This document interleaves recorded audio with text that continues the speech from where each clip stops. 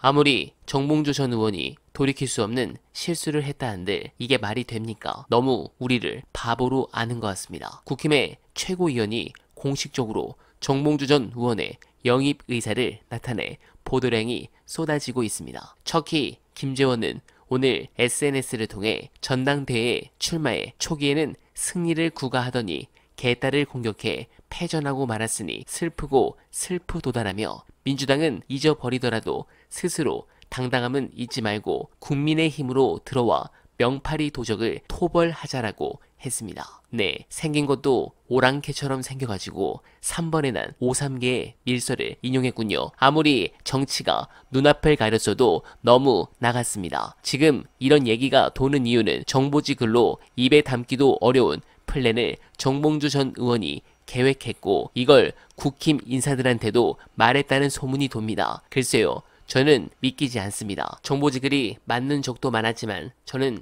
이해할 수 없는데 관련해서 SNS에서 정확한 평론이었다고 화제가 된 영상 보시고 이어가 보겠습니다. 명팔이라고 하면 지금 결국 친명 내전을 하자는 거 아닙니까? 그거를 예를 들면 전당대회 잘 치러놓고 나중에 일이 꼬여서 뭐 그런 상황으로 갈 수 있는 건지 모르겠으나 전당대회에서 이 지도부로 뽑아달라는 사람이 나는 당선되면 당장 우리 내부의 내전을 시작할 것입니다. 이런 슬로건을 가지고 그 사람이 지도부에 입성을 할 수가 있겠습니까? 전당대회를 하는데 그리고 전당대회에서 다른 후보들은 다 외부의 적과 싸우자 이런 주장을 하고 있는데 그 기자회견은 제가 볼 때는 판단의 오류가 포함되어 있다는 생각이 들고 정치인이지 않습니까? 정치를 오랫동안 어쨌든 해왔다고 주장을 하시는 거 아닙니까? 정봉주 전 의원이. 그렇죠. 그 정치인답게 판단을 해야죠. 전혀 정치인다운 판단이 아니에요. 그거는 윤석열 정권하고 싸우는 방식이 아니다라고 다들 판단한 겁니다. 초반의 분위기하고 중반의 분위기하고 후반의 분위기가 다 전혀 다른.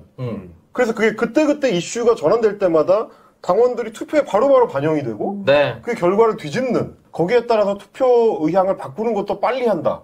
그 얘기를 들었는데 진짜 민주당 이번 선거는 그런 결과였던 것 같아요. 네, 안타까운 심정입니다. 어제 정봉주 전 의원이 동아일보 인터뷰에서 큰 실수를 했죠. 결국 당원들의 선택이 적중했습니다. 이번 사태가 주는 교훈은 명확합니다. 이재명에 대한 당원과 국민들의 열망이 단순 지지의 차원을 넘어섰다라는 것입니다. 단 몇 마디 이재명 대표에 대한 부정적 언사로 인기 절정에 안정권에 있던 정봉주를 탈락까지 시켜버렸습니다. 당원과 국민의 뜻은 이재명이 대통령 되는데 걸리적거릴 사람들은 그 누구도 필요 없다. 이 한마디로 정리하면 될 것 같습니다. 지금 국민들은 이 정신나간 정권을 보며 시달린 나머지 그런 걸 봐줄 정도의 마음의 여유가 없습니다. 아니 적어도 저는 없습니다. 아울러 이재명 대표의 득표율은 역대급이라 했던 지난 전당대회 득표율을 훌쩍 넘어섰습니다. 즉 시간이 갈수록 이재명을 원하는 열망이 점점 뜨거워졌다는 거죠.